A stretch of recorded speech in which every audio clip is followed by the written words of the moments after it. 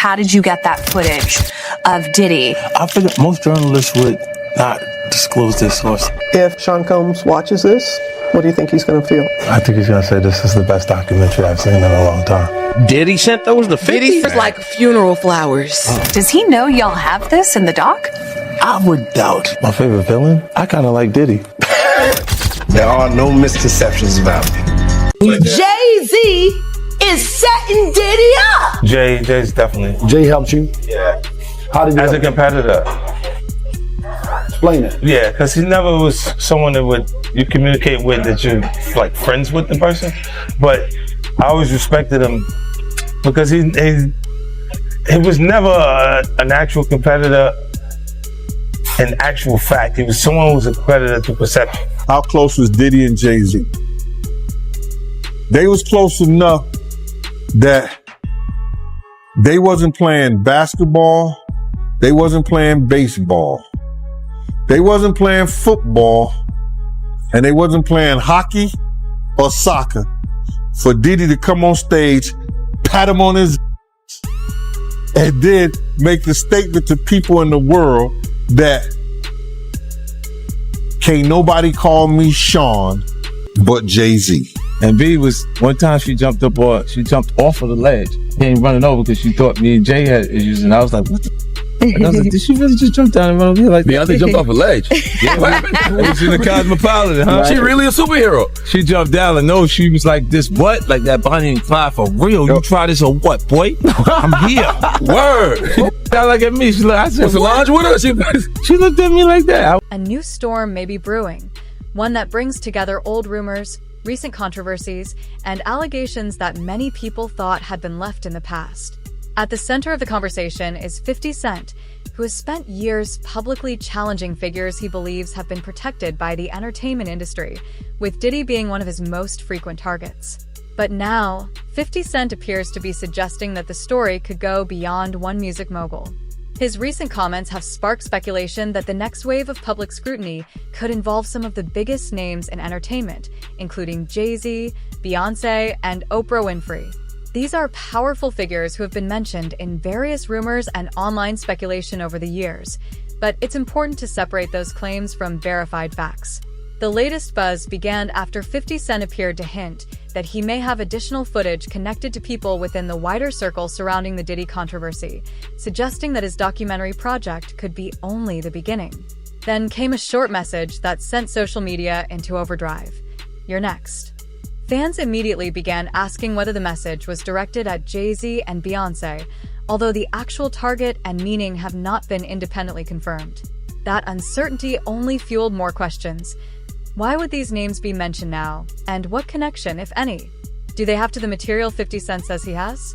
For years, entertainment culture has been built around overlapping business relationships, friendships, parties, and professional networks, and the circles surrounding Diddy, Jay-Z, and other major figures have sometimes intersected.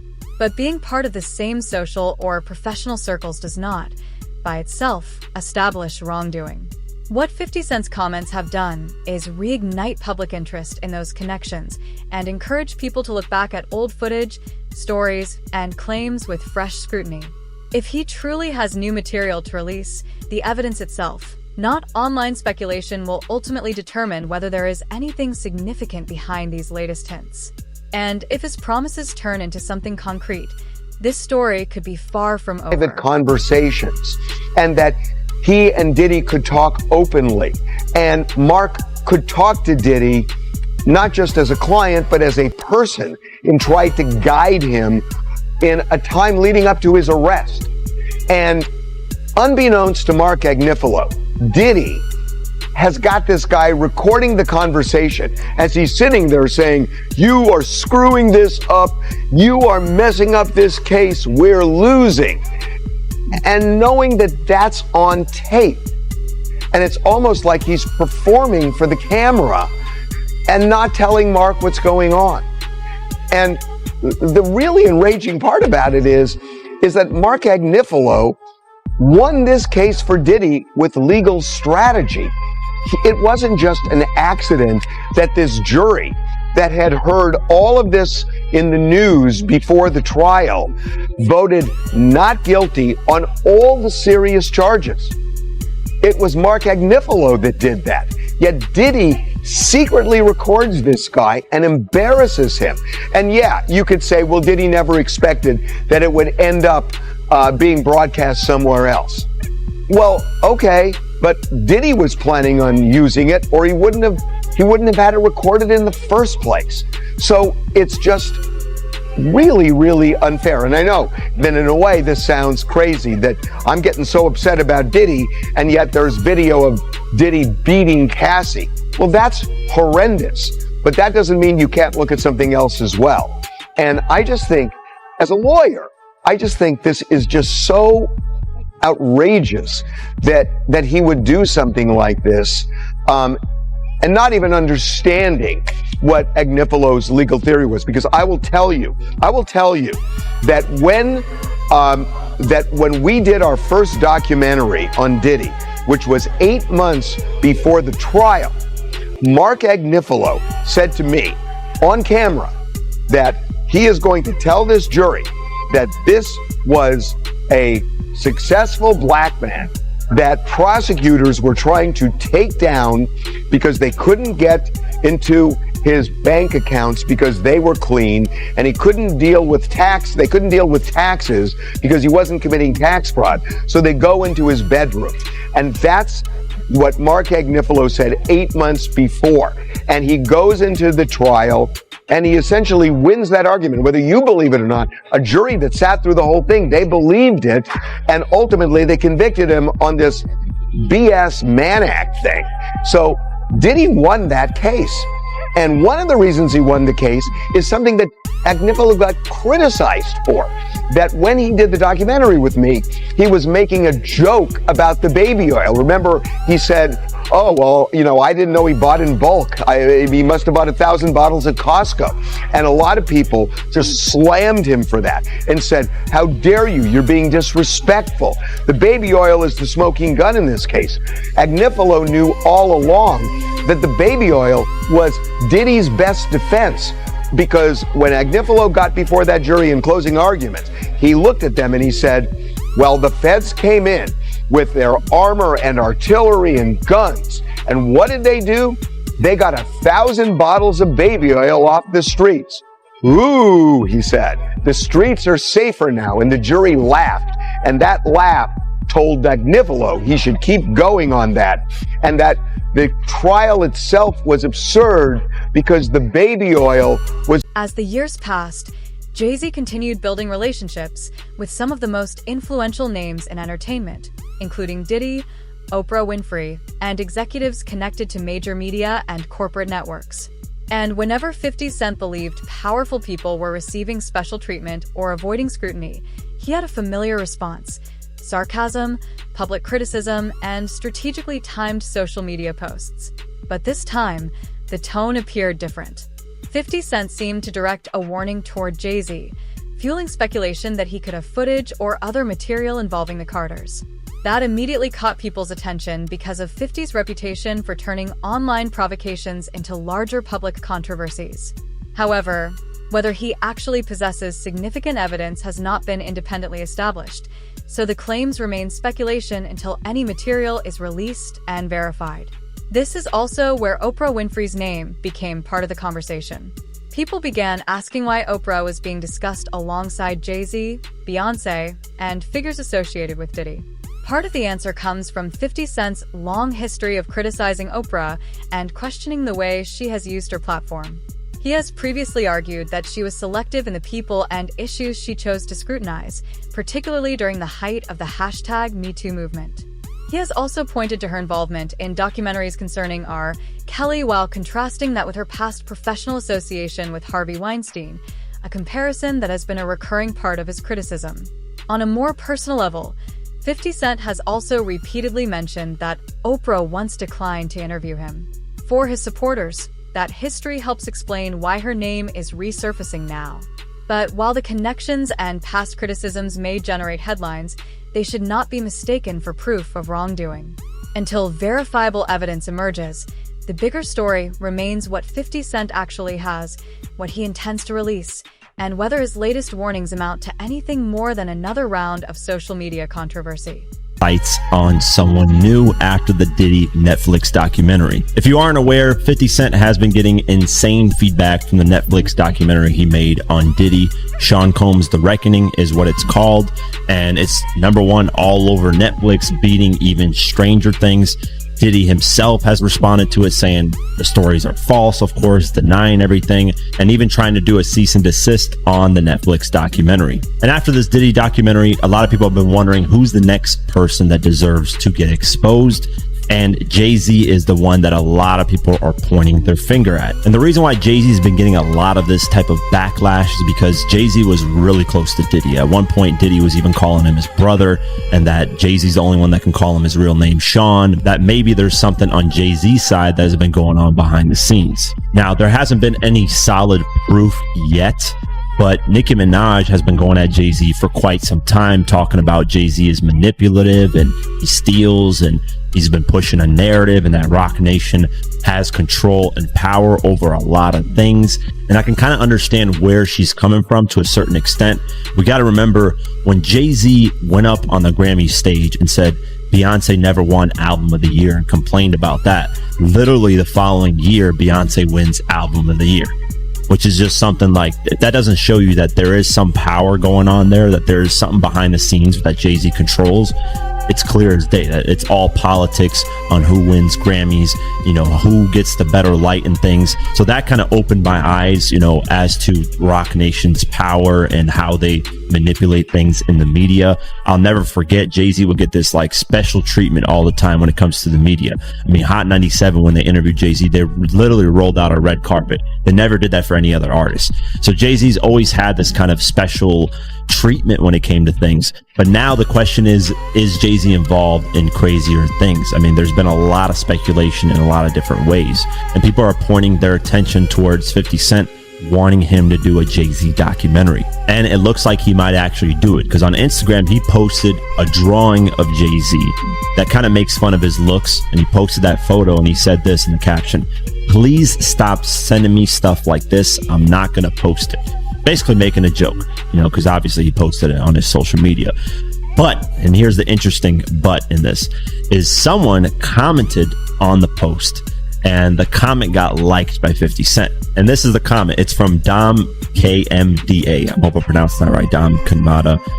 He commented saying, "My only question, he's next, isn't he?" And 50 ended up liking that comment. And here's the thing. I actually saw this on Twitter and X, you know, whatever, Twitter, X, whatever you want to call it. And I wanted to confirm, is this real? Because a lot of people Photoshop these type of things just to create drama and create this speculation. So I actually DM'd the guy himself, and I showed him the photo, and I asked him, "Hey, is this a real photo? Did 50 like your comment?" He said, "Hey, yes, he did." And I was like, perfect. Thank you for confirming. Thought it was Photoshopped. Well, appreciate the response. And he said, "I was surprised as well. Didn't see that coming." So shout out to him for, you know, responding to my DM and confirming that, you know, the comment actually got liked by 50, because, you know, a lot of people Photoshop and spread narratives. So me being the proper journalist, whatever you want to call me, news reporter, I, you know, wanted to go get to the source and see if it was actually real. There's also something that's very interesting that went over a lot of people's heads, and that's the documentary coming out on December 2nd. That Diddy documentary coming out on that date. Literally 2 days later, you have Jay-Z's birthday, December 4th, which to me sends a subliminal message to Jay-Z that you're next. So that's crazy. That just, to me, you know, shows that 50 is potentially gonna work on something going at Jay-Z, and he might get Nicki Minaj involved, because Nicki Minaj has a huge issue with Jay-Z with a lot of things, and I don't even know the full details of that. Epstein was connected to a powerful circle of people, and now the same question is being asked about the wider network surrounding Diddy. How does this story move forward, and how is the public supposed to respond? Will people simply accept a return to normal as if nothing happened? A lot of people have already made their feelings clear, but the bigger question is whether the entertainment industry has truly distanced itself from him. Critics have pointed to the many celebrities and industry figures who attended Diddy's events and questioned why more of them haven't publicly addressed the allegations against him.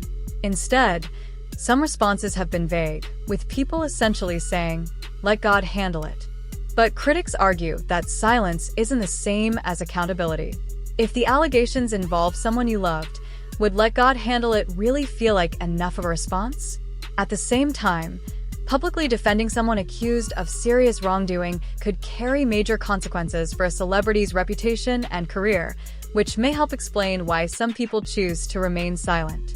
That has also fueled renewed discussion around comments about close relationships within the industry, including statements about who is allowed to use certain personal names. To critics, that kind of language can sound less like loyalty and more like protecting long-standing relationships and public images. But there's an important distinction. The fact that someone attended a party, knew Diddy, or remained silent does not establish that they participated in or supported any alleged wrongdoing. Ultimately, what people are watching now is how prominent figures respond to the allegations, and whether their silence, statements, or actions will be interpreted as meaningful accountability. He was running with that whole crew. They want to know how we're going to do it, how the public is going to take him. Is the public going to let him back in? And the public is not. The public is already canceling him. I don't believe the industry has canceled him yet. All those people who went to those Diddy parties, not one of them had came out and denounced what he has done. I haven't heard one of them.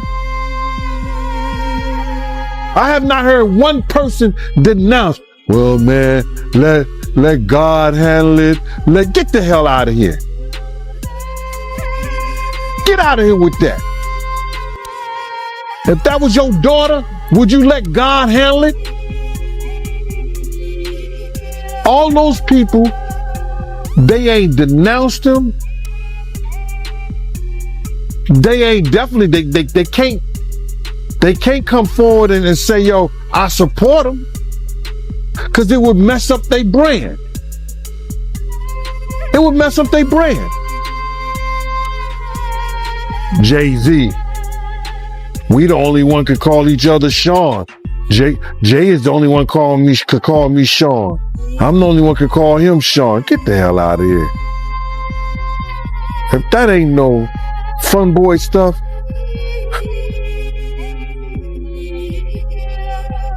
But you ain't had not one person, brother, not one person sit there, denounce what he did, or... But the story doesn't end there. Over the years, Oprah Winfrey has faced criticism from several Black entertainers over the way they say they were treated during interviews or within the entertainment industry. Ludacris has claimed that parts of his interview were edited and that he was criticized for his music while promoting a film, while Dave Chappelle has previously discussed feeling that his struggles were not fully understood or represented during his time in the spotlight. And Monique has also publicly criticized Oprah over issues surrounding Precious, while Taraji P. Henson has spoken openly about pay disparities and the challenges she faced throughout her career, including discussions surrounding the color purple. 50 Cent has amplified some of these grievances, arguing that they reflect a broader pattern in how power and accountability operate within Hollywood. Oprah has also faced controversy surrounding the Oprah Winfrey Leadership Academy for Girls in South Africa, including incidents that received significant media attention in 2007 and 2011. In addition, various conspiracy theories have circulated online attempting to connect Oprah to claims involving missing children and secret locations, but those claims have been widely debunked and should not be treated as established fact. Even so, the speculation continues to resurface online whenever Oprah becomes part of a larger controversy. Now, with 50 Cent already drawing attention to powerful figures through his documentary work and social media campaigns, some fans are wondering whether Oprah could eventually become another target of his criticism, particularly after his hints about future revelations involving unexpected names. It's also worth remembering that Hollywood is an interconnected industry, and Oprah, Jay-Z, Beyonce, and Diddy have all crossed paths professionally or socially over the years. Oprah has interviewed Beyonce on multiple occasions and spoken positively about her career, while Jay-Z and Beyonce have appeared at or participated in major events and charitable initiatives connected to influential entertainment and media networks. These connections by themselves are not evidence of wrongdoing. But as older relationships and public appearances are being revisited in light of newer controversies, some observers are taking a closer look at those connections and asking whether there is more to the story, or whether they are simply examples of how closely didn't want connected to the speak and entertainment does not industry speak has to always Brandy. been. And the truth of the matter is, there she go back there with Monica and Kelly, and there go Patti LaBelle, and then there goes Solange, all right? And there's a reason why Solange is around as well, because if you guys don't know, for a while, Solange and Beyonce actually were not on speaking terms, but they're back talking now, they're back cool, and basically Solange is around to keep Beyonce spiritually protected. Solange is the spiritual protector of that family. Don't get it twisted. Mama Tina is powerful. Solange is the most powerful list. You better ask some damn body. All right. Now, the reason why Beyonce ain't came to speak to Brandy, baby, is because Beyonce does not talk to anyone who used to sleep with Jay-Z. Okay. Whether you guys know it or not, and I have to say allegedly, right? Jay-Z and Brandy used to talk back in the day. And by back in the day, I mean like late 90s type stuff, right? Brandy always kept Jay-Z on the low back in the day because, quite honestly, he was too ugly to be out in public with. I'm just keeping it real. To claim him publicly, he was too ugly back in the day. Now, when you try to search up pictures of Jay-Z and Brandy, you will find... Hold up, let me see. Hold up. Let me see, because I thought I had a picture of them two. Brandy and Jay-Z. Now this would have been from let's see, Beyonce, Jay-Z, Brandy and Jay-Z. Okay, there we go. Now this picture of them was in 2002. All right, and this was I think was at one of her album release parties, if I'm not mistaken. This was a year after Moesha Rap, because Moesha went off air in 2001. Yes, he was dealing with Beyonce at the time as well, and Blue Cantrell's what he was. Let me tell you, Jay-Z was laying it low and spreading it wide. Jay-Z was one of those dudes in the industry that, you know, you messed around with. He piped you down, but before he was really him, you did not claim him publicly because he was just simply too ugly. It was what it was. But Jay-Z was in love with Brandy then. He's not in love with her now, but he still has love and feelings towards her. He's one of those people that feels like once he done had you and once he done loved you, he always feels like he has like possession over you. Jay-Z is one of those kind of men, baby. I don't know if they told you. Jay-Z is extremely jealous, extremely controlling, and extremely possessive. That's another reason why. Hold up. Where'd the picture go? Wait a minute. Where'd the picture go? That's another reason why Beyonce up here. Wait. Anyway, y'all get the point. That's another reason why Beyonce, over the years, a lot of the music that she's made, it's always been with him. A lot of the remixes, it's always been with him or somebody that he approves of her to work with, okay? Jay-Z was so damn controlling, he didn't even want her father, talking about Matthew Knowles now, he didn't want her father managing her anymore, and he stepped in. And if y'all notice, when Jay-Z stepped in as Beyonce's manager, the music changed, everything changed, and the money started to get effed up. But that's another story for another day. We're not getting on that right now. We sticking with Brandy and Jay-Z right now. So they started messing around on the low in the 90s.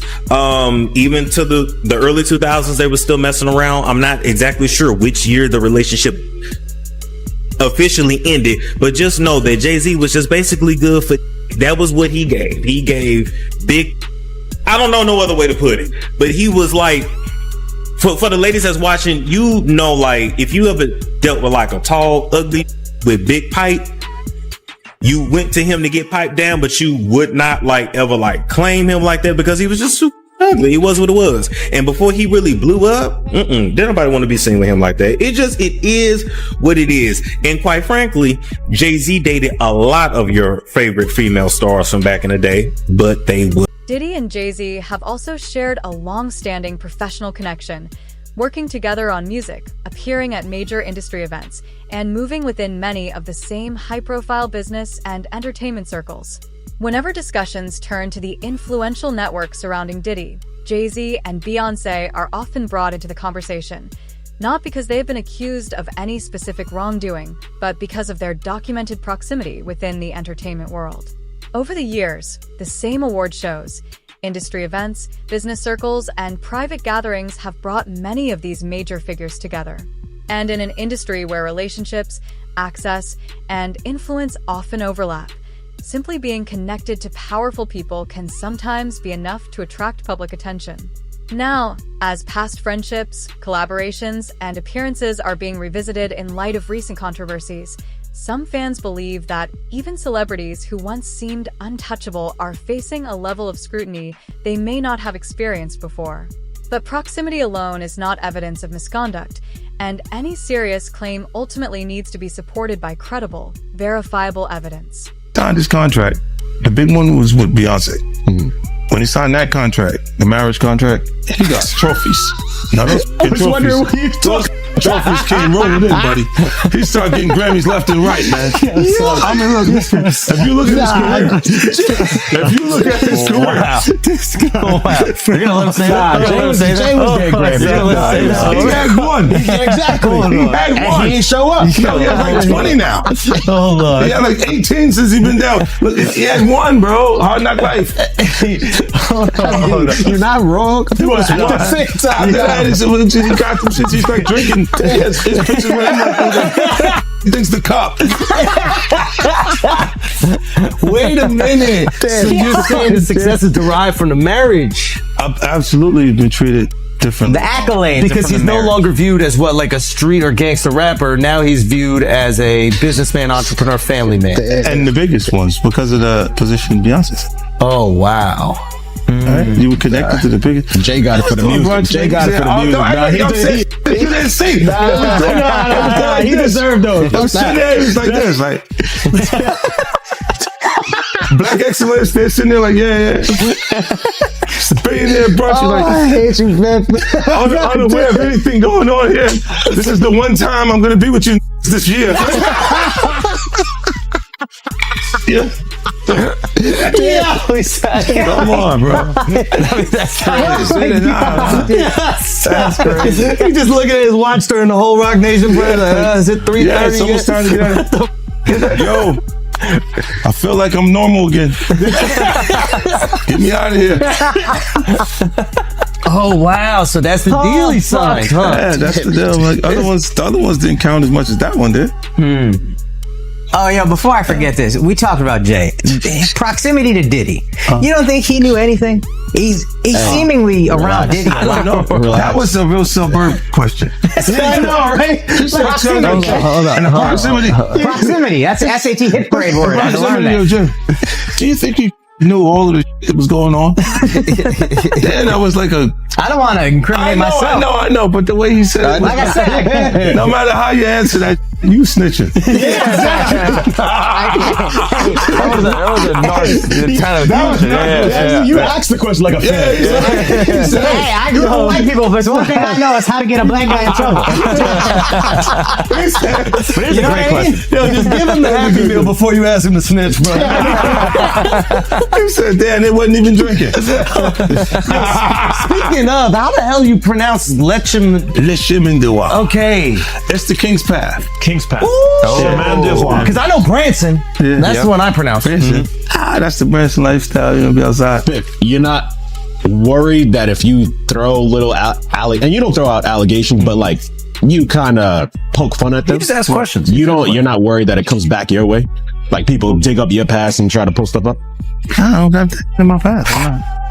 Everybody got a little bit. I took enough. I took a pill, but it was for me to perform better or to remember, buddy. I didn't give her a drink so she forgot. This is why 50 Cent's warning feels different to his supporters. They don't see it as random gossip. They see it as a story built around years of overlapping relationships, public appearances, and industry connections.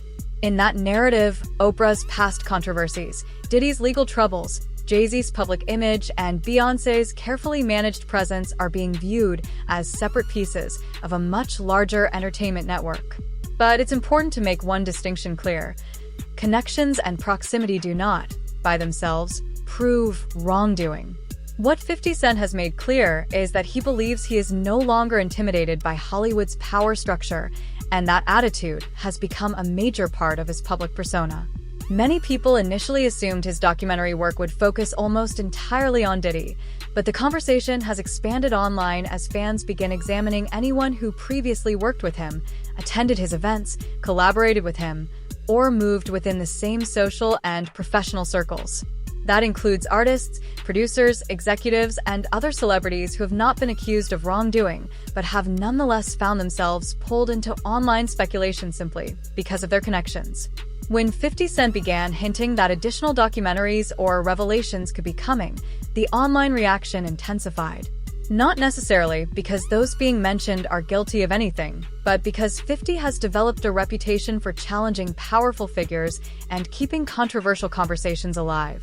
At the same time, some public figures have reportedly clarified past statements, changed how they discuss old associations, or appeared less frequently around certain circles.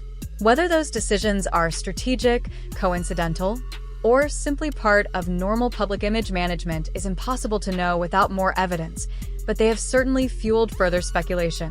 And that has led to the questions people keep asking. Who knew what? Who may have noticed warning signs? And who chose to remain silent? The documentary has presented allegations of troubling behavior surrounding Diddy, while some people have spoken about recognizing certain warning signs only in hindsight. But hindsight and association are not proof of complicity. As 50 Cent continues to revisit these connections, more powerful names may find themselves facing uncomfortable questions. But whether those questions lead to genuine revelations or simply more online speculation will ultimately depend on what can actually be verified. The 50 Cent Diddy doc. First and foremost, we've been talking about this thing, Jack, for going on 2 years now. And once again, thank you for even being, I guess you could say, a beacon during this whole conversation as far as kind of spreading light on a lot of things that go down in the industry that, you know, the normal person may not even see or hear about that happens in the day-to-day. Did you really think 50 Cent, when he first mentioned it, that there was an actual documentary being worked on? Well, see, this is the thing. I can believe that it was happening. At what purpose? See, and that's the thing. Like, my opinion about all of this stuff is so much different than your average person's, and my outlook is so much different than your average person's. Did I believe that it was possible? Absolutely. Why wouldn't he be able to do a documentary? Why wouldn't he be able to bring in Alexandria to come and put this together? Like, the woman who directed this, she doesn't even seem to have a background in hip hop at all. That makes sense. So it's like, yeah, it's kind of interesting. It's kind of interesting. I mean, for crying out loud, Diddy sent him freak off videos. True. Very true. Interviews. Very true. About it. Did you feel that just 50 Cent's name being attached to it again? These are two, as everyone knows, the three names in hip hop are Jay-Z, Diddy, 50 Cent when it comes to the status of where you could get as a business or a brand. I guess so. So for the top three individuals, for one to go at the other and release this doc, I don't know, what does that say to again, I keep asking about the hip hop state of things. What does that say to hip hop? Like, are we our own downfall? I guess I don't know. Well, I mean, I don't know. It all depends on what you consider hip hop. Like, I don't consider any of this debauchery, any of this animalistic crap. I don't consider any of this hip hop. I grew up in hip hop. You know, I know what hip hop culture is, and it's none of this stuff that people are selling. I mean, when did it stop being hip hop? We're going to go through the documentary itself, but when did it stop? It stopped being hip hop when it became corporatized. It stopped being hip hop when certain groups of people saw that they could use it to influence the mass public. When people saw how influential hip hop was, it became very clear. Once upon a time, not long ago where people wore pajamas and lived life stuff. You know, the laws were stern and justice stood and people were behaving like they ought to good. There lived a little boy and he was misled by another little boy, and this is what he said: me and you, kid, we gonna make some cash, robbing old folks and making a dash. Come on. Like, they did the job and money came with ease, but one couldn't stop us like he had a disease. He robbed another and another and a sister and a brother. Tried to rob a man who was a... Jay-Z has attended high-profile parties. Beyonce has appeared at events connected to overlapping entertainment circles, and Oprah has publicly praised or worked with figures who have since come under scrutiny. None of those connections on their own suggest involvement in any wrongdoing. But in today's digital environment, repeated proximity can be enough to place names in the same online conversations, and once social media identifies what it believes is a pattern, speculation can spread incredibly quickly.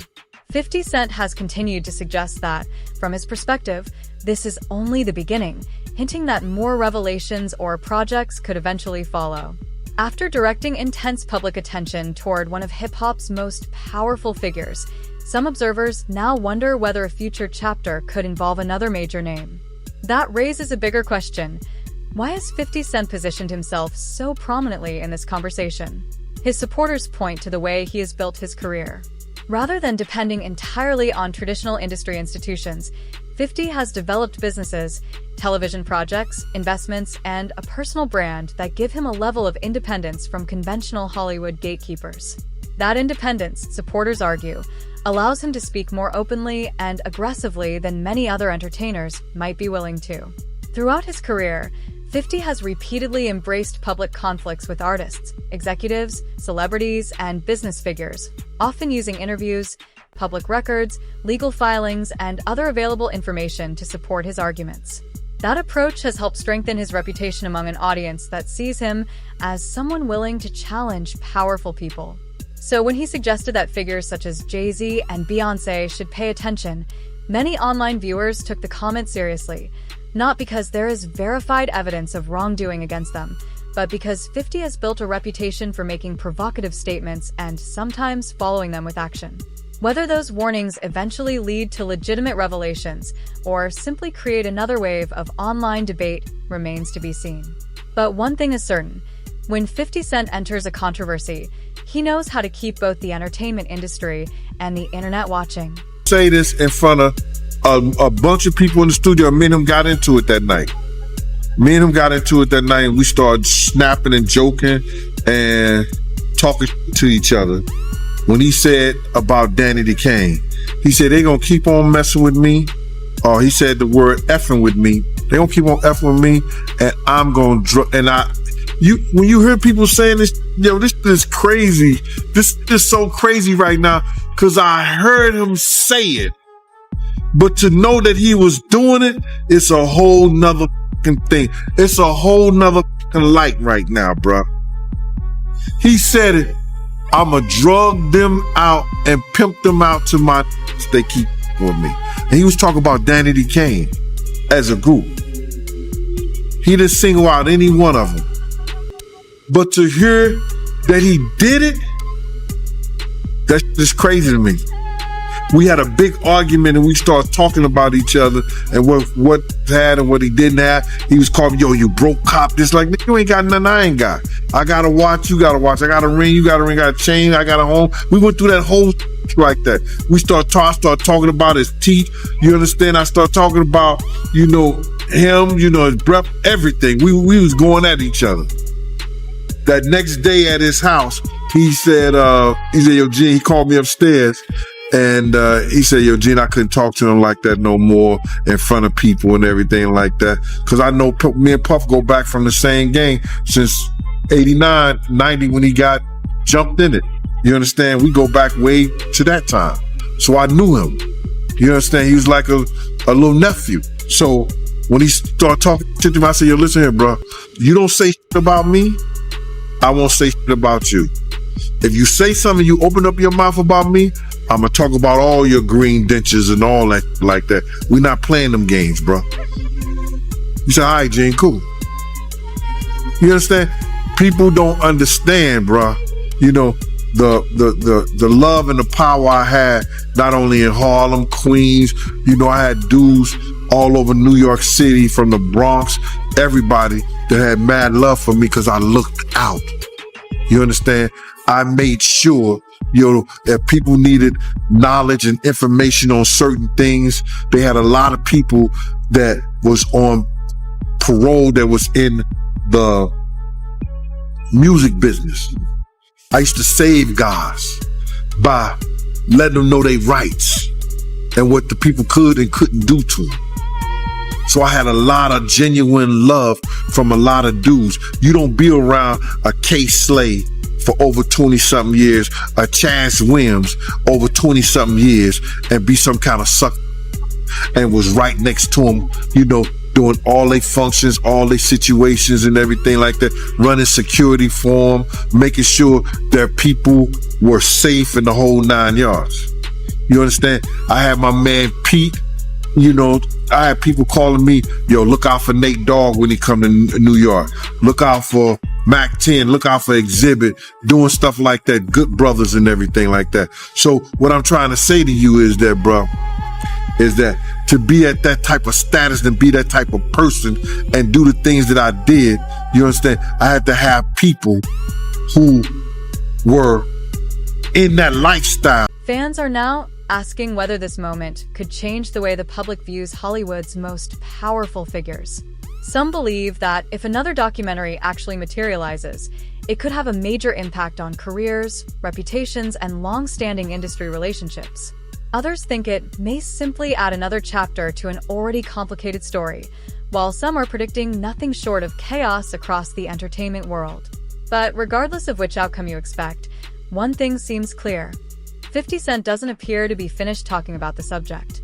His supporters argue that his recent warning didn't sound like a random joke or an empty rumor. It came across as deliberate, confident, and carefully calculated. Now, the bigger question is what happens if new footage, documents, or claims are actually released. How will the industry respond? And will the people currently being mentioned be prepared for the level of scrutiny that could follow? For now, there's no way to know what will ultimately surface or which claims, if any, will prove credible. So what do you think? Could this be the beginning of a much larger shift in how Hollywood's power networks are viewed? Or is this simply another wave of internet speculation? Let us know your thoughts in the comments below. And if you enjoyed this breakdown, make sure to subscribe and turn on notifications so you don't miss what comes next. Until then, stay informed.